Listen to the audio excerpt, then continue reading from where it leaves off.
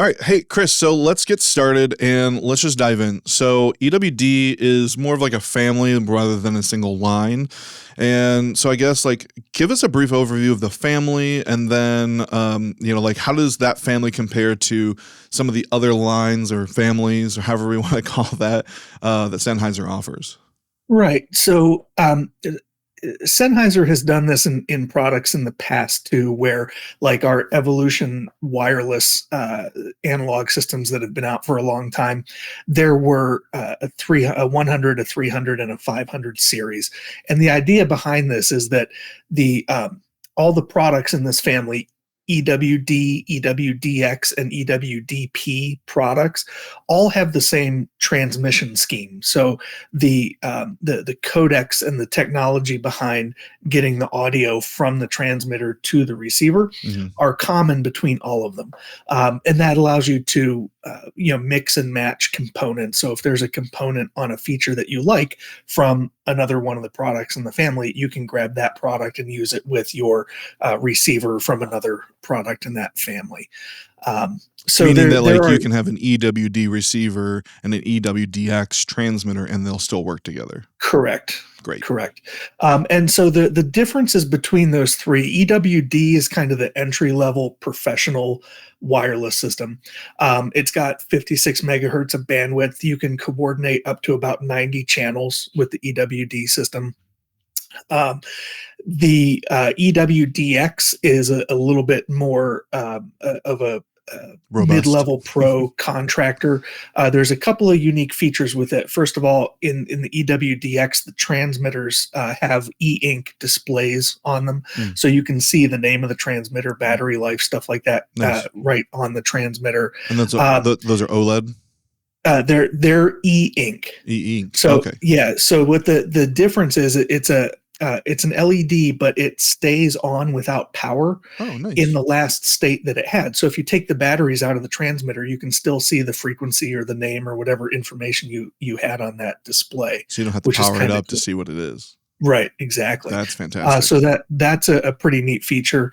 In the EWDX, you also get Dante options because there's a network port Mm, now that we can connect other softwares to, and you have the option for Dante. And there's a little bit more bandwidth in this, in the EWDX, where we can get in 88 megahertz of bandwidth, we can get about 146 channels in the standard mode. And then there's a new mode in the EWDX called link density, where we can get up to 293 channels in that. But again, it's the same transmission scheme. So if you want the e-ink display on the transmitter to work with your EWD receiver that you've already got in the rack, you can mm, just buy the transmitter and they're interoperable with each other. And then EWDP, these are the portable units for cameras and ENG systems, yeah. or like I use it in my testing tuning rig, for Oh, instance. The receiver is portable. It's just about 2.5 by 3 inches or so, and can attach to a camera. There's a whole slew of accessories like magnetic adapter plates and shoe adapters and all those kind of things. And it's meant to go, onto a camera or be a portable receiver. And then in that lineup too, then we also have a plug-on transmitter that you can plug on to any microphone and make it a wireless. So that's why it works well in like testing and tuning rigs. You can pop that thing on yeah. a testing mic and put it up on a stand. Nice. So with those three series, you've got a lot of different options for product. There's single and dual channel receivers. There's belt pack, handheld, and plug-on transmitters, and they work with all of the Sennheiser capsules and lavaliers and headset mics and all those kind of things. And then in the EWDP, when you have the plug-on transmitter, you also have the option to record locally on a micro SD card and use the plug-on transmitter, plug in a lavalier, and use it like a belt pack as well. So Nice. you're really covered for everything from a single channel rack mount to multi-channel camera systems and everything in between. Yeah, that's great. Yeah, very versatile. Yeah. And how do we feel like that lines up versus everything else? We kind of touched on it a little bit. Is there anything specific that like makes this stuff stand out versus the other lines that they carry? There's really two things that are really unique about the EWD systems. The first one is the input stage of the microphone transmitters is a little bit different than you're going to find on anything else, even Sennheiser's legacy product. It has 134 dB of input dynamic range, which is astronomical for a wireless transmitter. And the way that they do it is very similar to HDR photography, where you have two samplings of the signal, one at a lower exposure and one at a higher exposure. And then the two of those are blended to get a wider dynamic range of the image.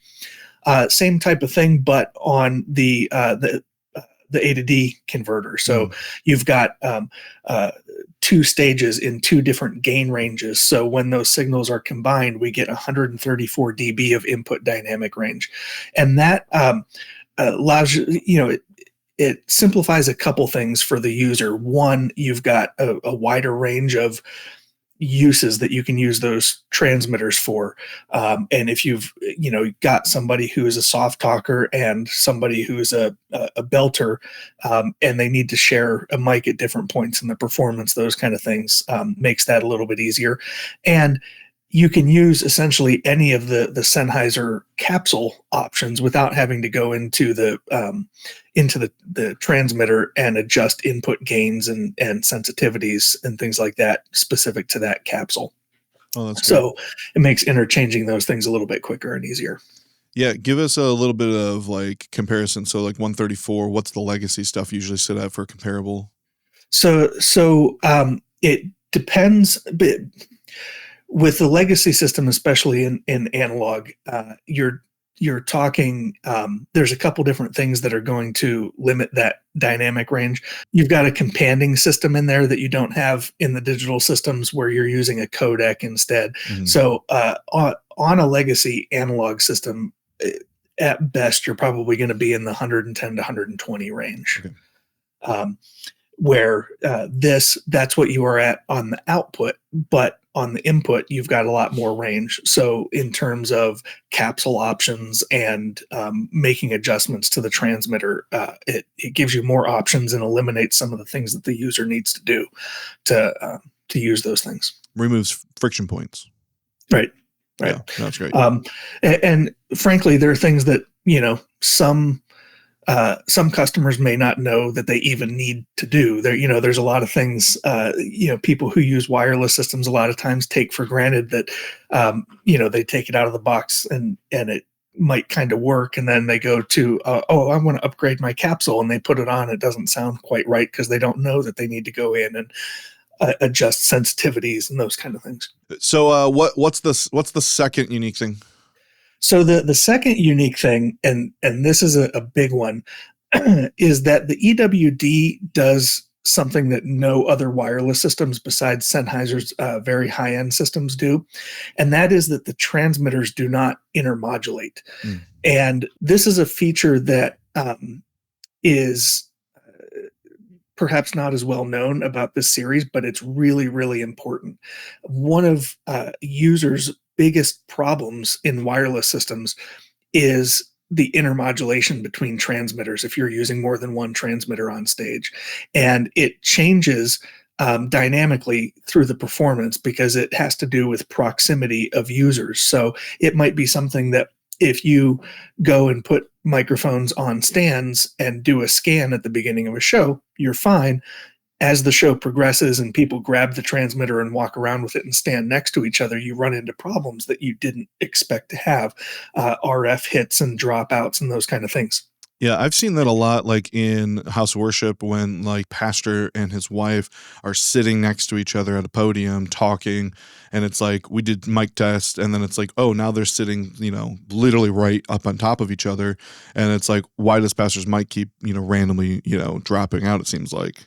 Right, and the way that we traditionally would get around that is to do a frequency coordination, Right. where we use a software typically to tell us what frequencies we need to use, so that if those microphones end up next to each other, the harmonics that they create don't land on our other channels and don't cause problems. And this is something that's a skill that any professional RF user should learn, because it's very important to the operation of multiple channels of wireless microphones. But it's probably one of the least done things for most users. Yeah. Either they don't realize that they need to do it, or it's complex and they don't understand exactly how it works. So what a lot of users do is they will pull out their wireless system and tune in numbers that are evenly spaced. Like maybe they put 5 or 10 megahertz between each channel and just kind of evenly space them out. And that is mathematically the worst possible thing that you can do for the operation of your wireless microphones, because it will pretty much ensure that if any two of those transmitters get near each other on stage, that those harmonic distortions that happen from that intermodulation will land on your other channels. When Sennheiser made their digital 9000 and 6000 series systems, they built a system that, as long as you're using those two transmitters, like two, of the Sennheiser transmitters together, they don't intermodulate in a way that even comes above the RF noise floor. And what that allows you to do that is really unique with these systems from any others on the market is that you can equally distance space your frequencies in the amount of RF space that you're working in. Nice. Which is something that if you did that with a traditional system would get you into all kinds of trouble. But being able to do it allows you to pack many, many more channels into the same amount of UHF bandwidth than you could otherwise, without interference problems. So it's something that is unique to the EWD line and Sennheiser's 6000 and 9000 series wireless. If you introduce other wireless systems into the mix, then you are back to having to do the frequency coordination and things like that. But if you're using an all EWD system, it really simplifies it for the user. You can do a scan, set the frequencies on all the channels. It will equally distance space them, and you can cram a whole bunch of wireless into a space that you wouldn't have been able to with a traditional wireless. Yeah, I deployed an EWDX series system for a high school. We had 26 channels. And man, I will tell you that the coordination of that was probably the most simplistic coordination I think I've ever done without any issue like whatsoever. They've done 3 or 4 performances with 0 issues, and it's been fantastic. Plug them all into the network switch and hit scan, and it scans for everything. And it was great. We ended up taking them all over the stage, and it did a great job. It was perfect. That's excellent. Yeah, it takes what would have been probably hours of coordination, testing, troubleshooting, going back and making adjustments, and cuts it down to minutes. Yeah, minutes, literally. So it's great. It doesn't eliminate the need for coordination, but it simplifies it and makes it a lot quicker. Right. Yeah. Right. For all those people that are watching this that don't have EWD, that have a lot of the legacy products, is there something that Sennheiser offers that would help them learn more about frequency coordination in RF? There is a thing called RF Academy that if you sign up for Sennheiser's mailing lists, a couple times a year, they do these in different cities across the U.S., where it's like an 8-hour day-long class about RF antenna distribution systems and how to set those up and how to coordinate frequencies. And it's a lot to learn, sitting down for a day. So it's kind of an inch deep, mile wide overview of analog versus digital systems and things like that. But it's, sitting in front of a Sennheiser engineer to learn it. And it's a really valuable thing if there's one coming to your city to spend some time there. So with the newer systems and it being digital, let's talk about latency. What kind of latency, are we talking? Is it, this kind of space, everyone's always like digital is always more latent than, the analog systems and all that kind of jazz. So talk to me about that. And, does this product solve that problem? Sure. So there's there's not really a solving the problem of latency, but there's definitely really wide a really wide band of latency specs in digital systems. And that's because there are different types of digital systems. The EWD system, regardless of the product family that you're in with EWD, they're all 1.9 milliseconds of latency from input to output. And that is relatively low for a wireless system. And it's partly because they are digital over UHF wireless systems. Now, when you're talking digital wireless, there's a couple of different bands that you can buy digital wireless systems in. This system, EWD, is a UHF system, much like our analog systems were. And so it's a direct stream from the transmitter to the receiver and from the analog to digital conversion to the wireless transmission, and then to the digital to analog conversion on the other end. Where some digital systems, like something that operates in 2.4 or 1.9 gigahertz, they're also a digital system, but they're in a band that's called a license-free band. And in those bands, you have other things that operate, like Bluetooth and Wi-Fi and those sorts of things. And so your microphone has to be able to communicate with all those other devices that are operating in that band. And they use a thing called time division multiplexing to queue up the packets that are going over the airwaves to be decoded and know which ones belong to that device versus belong to a different device. That introduces a lot of inherent latency. And if you're comparing a analog system that is, probably microseconds of latency to something in the 2.4 or 1.9 gig systems that are sometimes, well over 10 to 20 milliseconds of latency in those kind of systems, and it's variable, it seems like digital systems might not be a great option.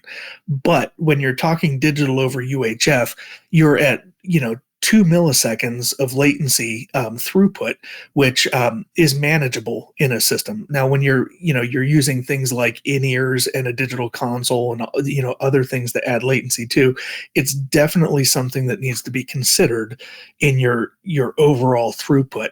But at 1.9 milliseconds, it's much more manageable in the whole than something like a 2.4 gig system that might be 17, 18, 20 milliseconds. And those things are fine for voice, like if you're giving a presentation and using a wireless microphone to talk to your audience. But if you are playing an instrument and trying to follow timing with the music on stage, it's very difficult to do with that kind of latency. Yeah, and I think that most like delays, like you're not going to audibly be able to hear that delay until you get into the 40 milliseconds or something along those lines. If you think about it in terms of distance, 1.9 milliseconds is the equivalent of being about 2 feet away from somebody. Right. And talking, and you don't see a delay in their lips, at 2 feet away. Yeah. But if you're standing at the other end of a driveway watching somebody bounce a basketball, that is probably more like 30 or 40 milliseconds or more. That's definitely noticeable. Yeah. And that's what I was just saying. It's like, then that 40 milliseconds is usually when you go, oh, I can tell that there's a delay from seeing that ball hit the ground to the time I hear it.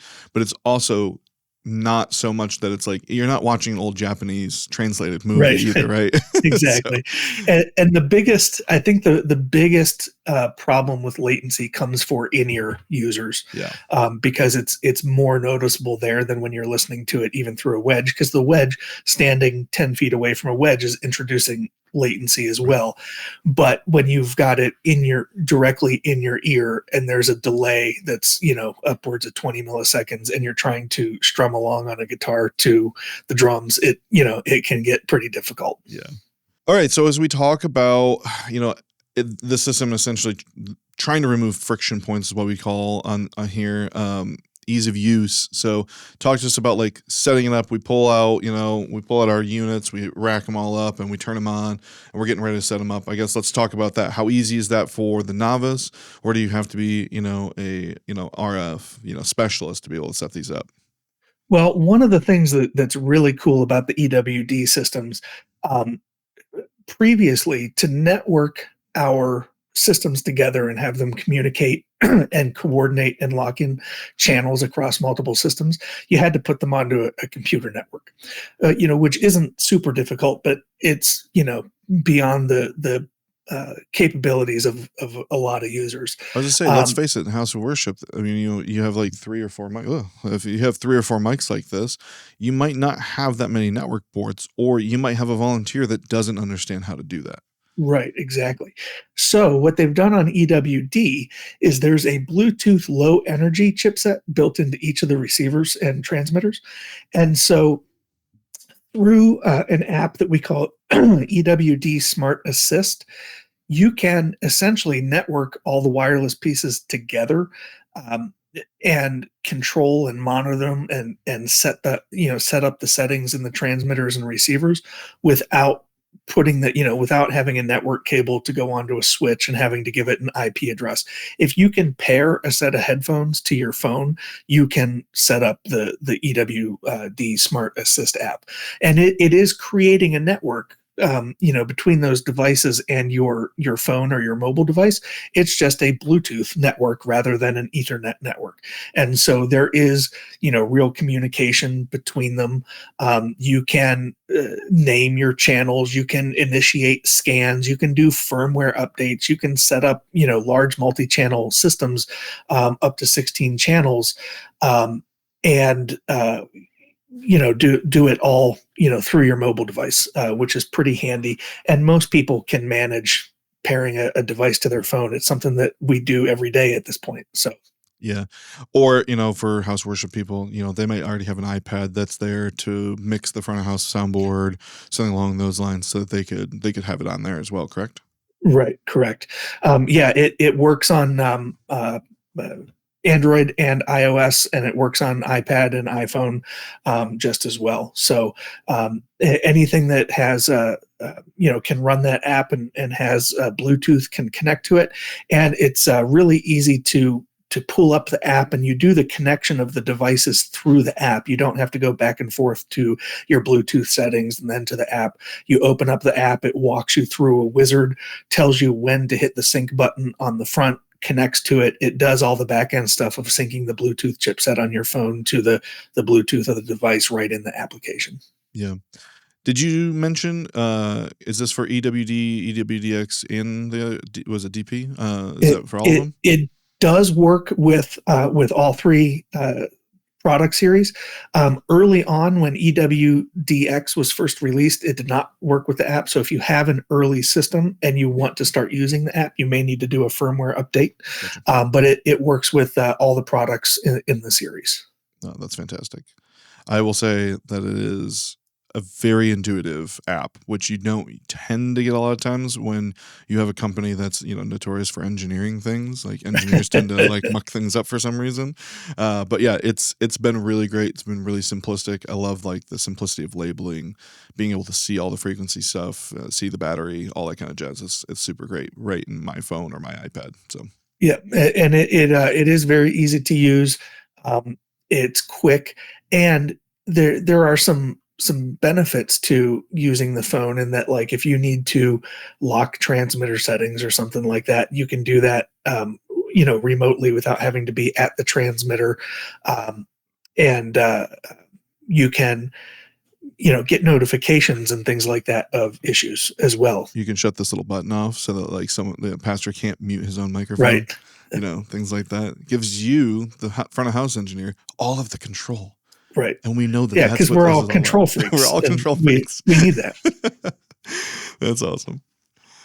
So if we move over into kind of the performance and versatility, I guess let's start off. And we've kind of already talked about this. So some of this is like semi-redundant because we're talking about wireless microphones and, this channel and the company, we do mostly house of worship things. So what environments are good for this, for the system, these systems technically. For live events, house worship, corporate events, like where do you see people putting these? Where do you guys say that, hey, these are great for this environment? Like, can you talk to that? Yeah. So Sennheiser's goal when they make a product is to make a tool that can be used in as many places as possible, right? So as far as worship and live performance go, like that's right in the wheelhouse of the handheld transmitters and the belt packs, and we offer a vast selection of capsules for all different types of performers. We have large diaphragm condenser capsules. We have dynamic cardioid and supercardioid capsules. We have omni capsules that are great for ENG and interview stuff. We have head worn mics and lavalier mics and you name it. So in addition to all the normal places that you would see them, the portable systems and the fact that you can interchange the parts from the portable systems to the non offers some unique things. Like I mentioned, excuse me, testing and tuning earlier. If you have a portable rig, it might be easier to carry, and you only need one or two channels. It might be easier to carry portable receivers than a rack of rack mount receivers.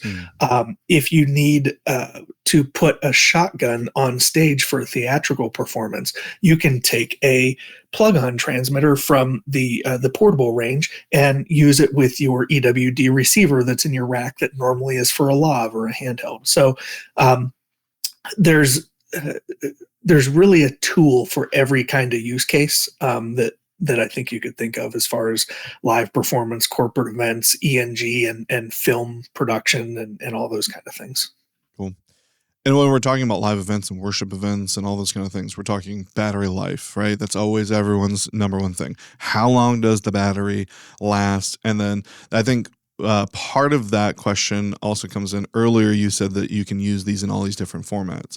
So we kind of talked about that a little bit, but like, why would someone want to take, like, say, like an EWDX transmitter connected to like an EWD receiver? Well, that's a good question. And when we're talking about batteries, it's a perfect example. So the EWD and DX and DP transmitters, on a pair of AA's, you get about 8 hours of battery life. That is more than enough for most single performances, but if you're doing multiple performances a day, or you want those transmitters on significantly before a show or after the show, those kind of things, that you might want to consider, if you need more battery life, going to a rechargeable. On our lithium ion rechargeable packs, we get about 12 hours of battery life. So it's a significant, it's like a 50% increase. And that's the BA70, is that correct? It's with the EWD, with most of the systems, it's the BA70 that fits the, it's basically a format that is like two AA's together. So anything that uses two AA's essentially can use the BA70. So the handheld transmitter, the belt pack, and the portable receiver in the EWDP can use the BA70 as well. And those, like if you have an EWD system, to charge that battery, you remove it from the transmitter and plug it into a charging dock. With EWDX, there are actually charging contacts on the transmitters, so you can have a transmitter a charger that your transmitter just drops into with the battery inside. So it makes it easier for the users, coming off stage, drop it in the charger, or return it to your front of house guy and have a bay of chargers at front of house to drop those things into. Have you seen those really fancy wireless setups that some of these bigger churches do, where they have like the TV with the person's name, and then like the microphone dock is like right below it, so they can grab it and just put it in, like, yep. That with the EWD transmitters, that is totally an option. And so if you were trying to save cost, or you had you wanted to make an upgrade later on where you hadn't considered that before, you can upgrade to an EWDX transmitter as long as it's in the same frequency band as your EWD receiver, and have the things like the e-ink display and the charging contacts on the transmitter without replacing the entire system. That's pretty sweet. All right, so I'm going to ask you to do something that I know is difficult to do. Can you get in the weeds a little bit, but just very briefly? What makes that rechargeable battery last 4 hours more? That's like 50% extra life versus like AA's. Like what's going on there? Do you know? Yeah, so there's a couple things, and it's different with even lithium ion versus other types of rechargeables, and different batteries discharge at different rates. And they, if you think of it like a impulse curve, right? There's a area of the battery life where it kind of plateaus and then it starts to dip off, and then it makes kind of a slope, and it's not linear typically. So different types of batteries discharge at different rates and have different discharge curves. And lithium ion is great at putting out a steady constant output over a long period of time, and lasting putting out full amperage up until closer to its die-off point. So that plateau goes longer before it starts to slope off. And this becomes a problem too, where some people might grab their own AA rechargeables. Yeah, I was just going to ask. That are not the Sennheiser ones. That is that's totally doable as well, but you may or may not get the same performance out of it. And also the meters on the microphones are calibrated to the batteries. So you may run into a situation where a meter shows you that you have more life in the battery than it actually does, or vice versa, where it's showing you that your battery is lower, but it really could last longer. So for the sake of accuracy of what you're looking at on the display of the transmitter, it's a good idea to stick with the BA70 lithium ion. You'll get the extra battery life, and that the meter that you're looking at is accurate to what's actually in the pack. Yeah, and I don't think that they're too expensive for what you're getting for them. So, okay, so let's talk about, oh man, where do we go here? Like, how does it compare? How does it stack up towards, other competitors? I'm sure that you get this question all the time.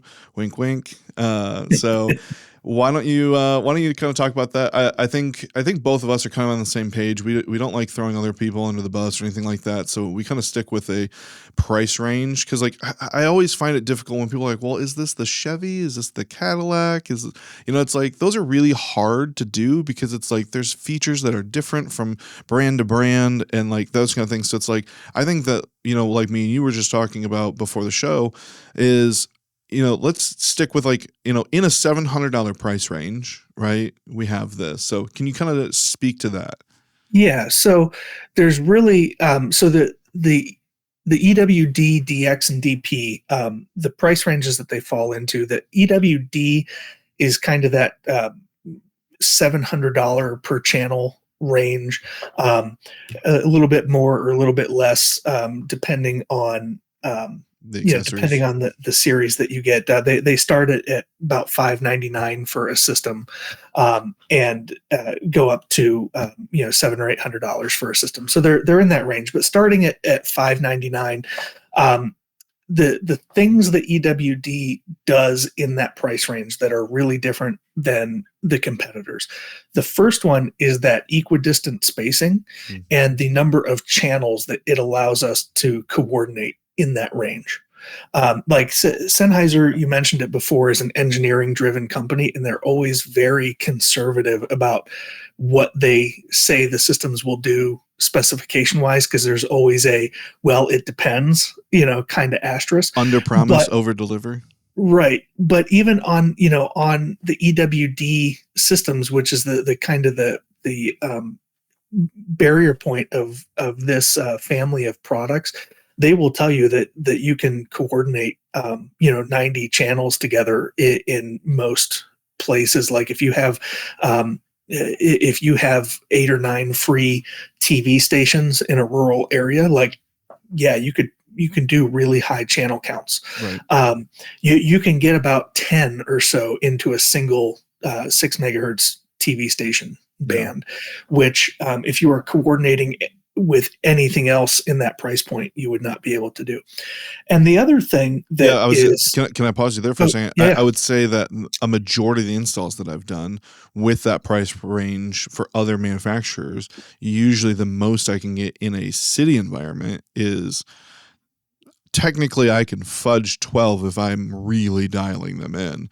But like once you get past that, everything really falls apart. And I would say usually I find 8, sometimes 10 is probably usually the most amount of channels that I can get comfortably, especially putting them in the hands of a volunteer who doesn't know how to frequency coordinate, because it's not like those frequencies just never change and nothing else ever comes into that environment when you're in a city. Right.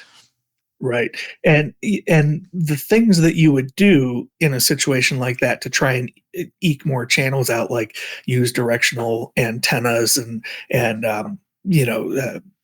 try and point the nulls of your antennas towards the TV transmissions and those sorts of things. Those tools are all still totally valid in these systems as well. It's just that for every step that you do, you have more capability because you can equally distance space those channels. And then the other thing that is really different that I think is kind of understated when we're talking about Sennheiser is the number of capsule options that are available for these microphones. Even people who have been using Sennheiser for years, a lot of times don't understand, but like there are 30 some capsule options available for these things, all the way up to there's a relationship with Neumann and Sennheiser, where the KK 204 and 205 capsules are available on Sennheiser wireless systems as well. And we have lavaliers, sub-miniature lavaliers for theatrical use that are real easy to, hide in makeup and hair. And we have headset mics that, range from $100 or so up to, $1,000 that are, very usable for vocal performance in a headset microphone. So there are not to mention the third party, like DPA, Earthworks, SE, like there's heads and lavaliers for all of those for the Sennheiser system as well. Right. And so at that, that price point, if you look at something else that is $600 and what capsule options you have, you might have a cardioid and a super cardioid option. Yeah. You don't have cardioid and supercardioid and hyper in dynamic and condenser and a Neumann option and all those different things. So that's another thing at that price point where there's a lot more option than our competitors. Oh, I'm on an 835 here. That's pretty basic. Yep. So. Yeah, that's great. Trying to remember what my question. Oh, my question. Yes. What kind of feedback are you getting from clients that have switched from a traditional system, from maybe one of the competitors, or even the legacy stuff to the EWD systems? Like, what are you hearing? What are people saying? So, most of customer feedback comes from one of two things. One, these systems sound great. Like going to a digital system, you're switching a compander for a codec, but the codecs that Sennheiser uses in these wireless are very, very good. And they sound amazing. Yeah. You might have had people before in traditional systems where if they were really particular about their voice and the microphones that they used, they might have wanted to go up to a higher end microphone to get the lower compression and expansion algorithms and things like that. Where with these systems, you can put a good capsule on a $600 wireless and it sounds really, really good. And then the ease of use thing is the big thing with this. The ability to just pull out your phone and coordinate several channels of wireless and do a scan. You can actually, I did a test with this early on. You can take 8 channels and pair them all to your phone and do a scan and allocate those frequencies to those 8 channels of wireless in less than the amount of time that the scan took on the older systems. Because the scan took, a couple minutes. Like you'd sit there and watch the bar go across. And on these systems, it's very fast. And you can do the scan and allocate and pair the devices to your phone in about the same amount of time as it took to do a scan before. So they're very fast to use and easy for the user to do complex things with.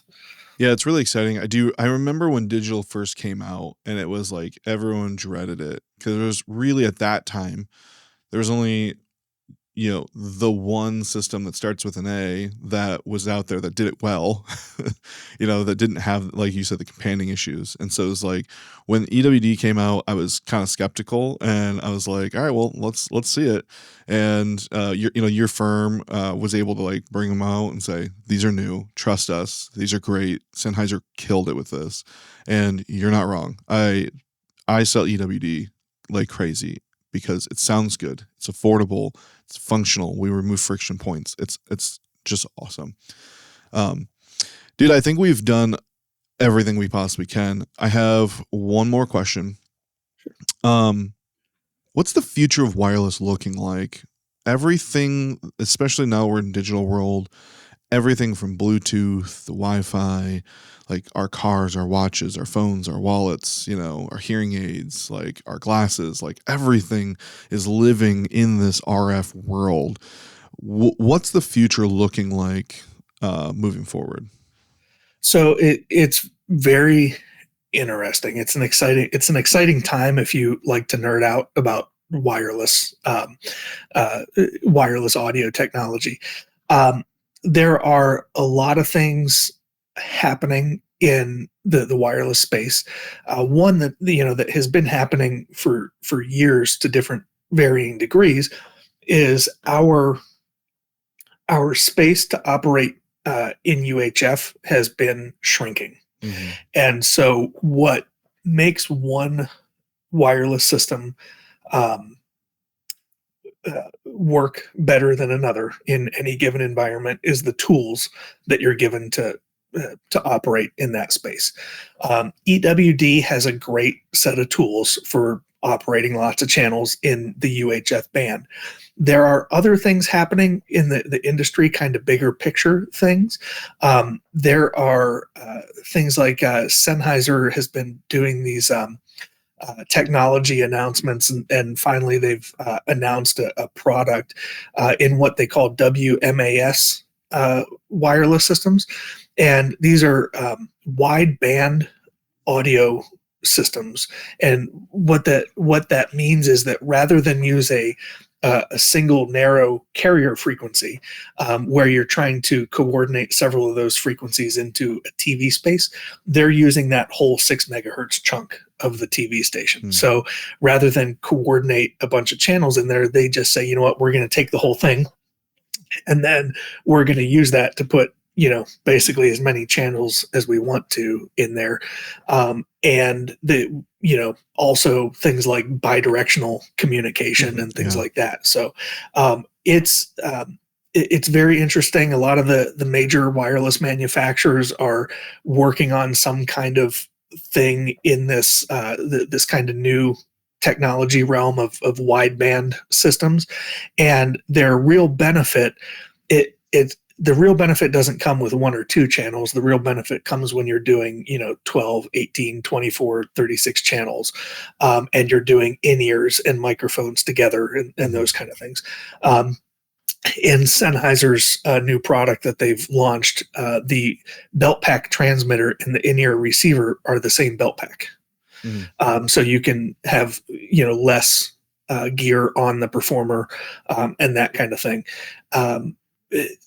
It opens up a whole new world of doing things differently in large multi-channel systems. But that being said, it's not a replacement for the way that we're doing it now, because the way that we're doing it now is still pretty young and is a good way of doing it, and you're going to be hard pressed to find a better way to to put a dozen channels together than a digital over UHF narrow band system. But for those large systems, it does get a little unwieldy, and the wideband systems are great for those kind of things. That's cool. Yeah, that's good.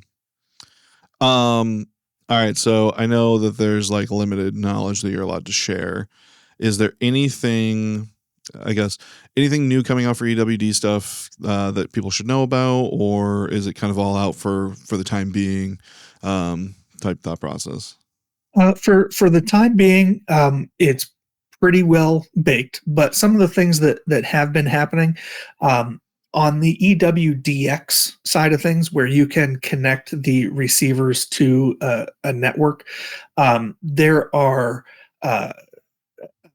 plugins and third-party control devices and things like that that are being able to connect to those. So those updates, come on a regular basis, and other third-party softwares that are out there in the marketplace for controlling and monitoring your wireless systems and coordinating frequencies and those kind of things.